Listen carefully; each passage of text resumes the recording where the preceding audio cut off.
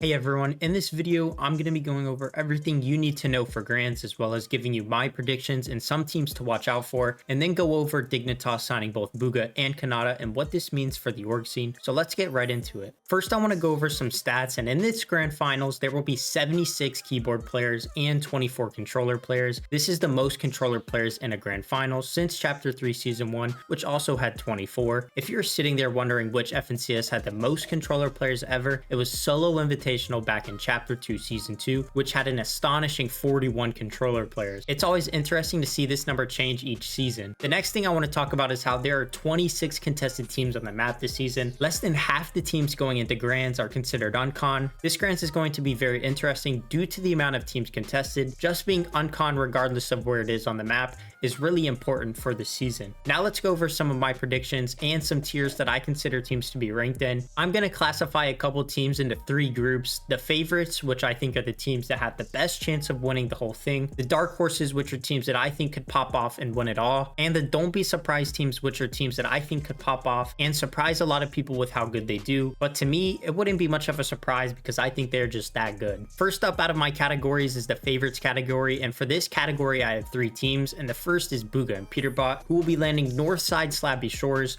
Bugha and Peterbot are one of the more exciting duos to watch because of their super aggressive playstyle. Dropping 20 kill games in Elite Cups are fun. This duo is the best at fragging, and due to the 4-point per kill format, they are without a doubt one of the favorites and the most heavily favored team to win it all this season. The second team in this category is their neighbors, Acorn and Cold, who will be landing Southside Slappy Shores, another team that can go out and frag out endgame. This duo is widely considered one of the best, and if not for a couple off-spawn issues, would probably be widely considered the favorite heading into grands, and the team that I think should easily place top 3 this weekend. The last team in my favorites category is Kanata and Agers, who will be landing North Faulty Splits. Maybe this will finally be the season that Kanata wins it all. Agers and Kanata have placed top 6 each FNCS they have played together, and with a lot of teams landing around them, the surge tags seem to be endless.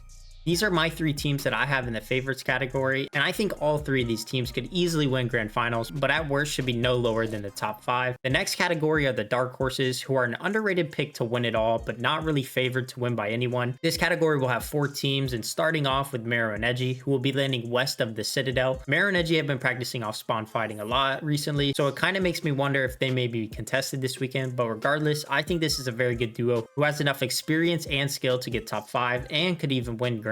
The next duo I have as a dark horse is Casker and Clarity G, who will be landing Breakwater Bay.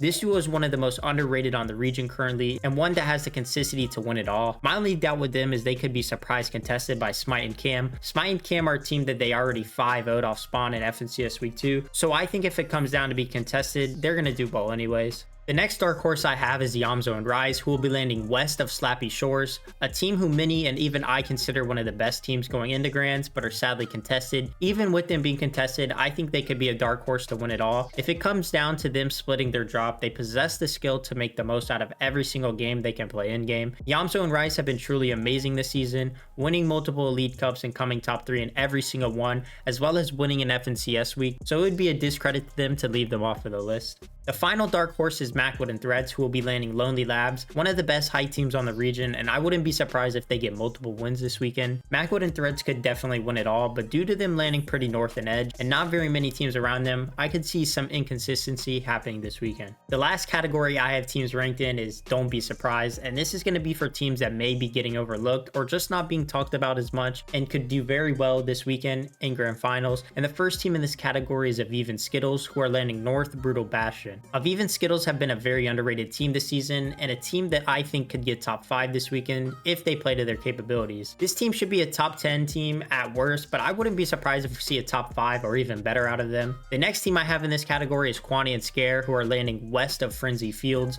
I think Scare should be the second highest placing controller player in grand finals, or maybe the third best behind Pump, but Quani and Scare have been a pretty good duo this season and are uncon in grands, which is huge. This team could very well put together a great performance and get top 8 or even better. You never know with controller players, but I wouldn't be surprised to see this team play well and place really high on the leaderboards. Next up is Walkers and Vert, who are landing the Citadel. This has been one of the most consistent duos this season, putting together solid tourneys all season long. There is talk that they may be getting contested by Joe2G and Crackley, which could hurt their performance performance, but I think regardless, they should do very well. And the last team I have, and don't be surprised, is Chubbs and Brycex, who are landing southeast of faulty splits. This team is a newer team that formed mid-season and has played very well. The most underrated team on the region, in my opinion, is both Chubbs and Brycex are very, very underrated. This team could get top 10 this weekend, and it would not come as a surprise to me. The next thing I want to do is give a little quick top 10 prediction I have for this weekend. I think Booga and Peterball will come in first place. I think Adrian and Kanata will come in second place. Acorn and Cold in third place. Bretts and Macwood in fourth place. Mero and Edgy in fifth place. Player DG and Casker in sixth place. Aviv Skittles in seventh place. Rise and Iamzo in eighth place.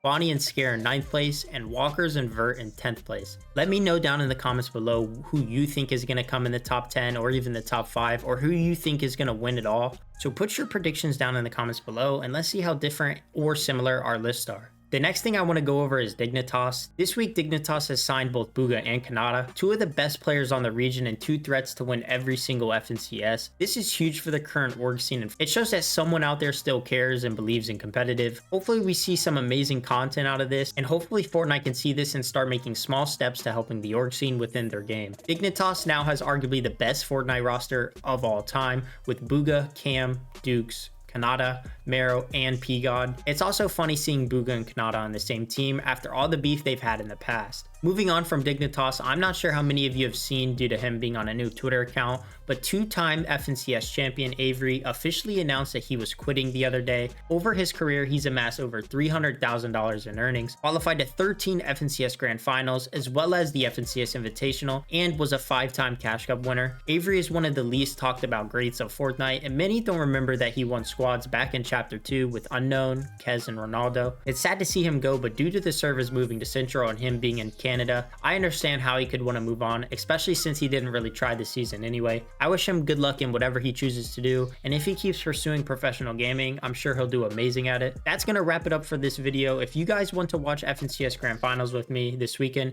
make sure to come out and tune into my Twitch, in a comp report on Twitch. And if you guys enjoyed this video, make sure to drop a like and subscribe if you are new. Thank you all for watching, and I will see you next time.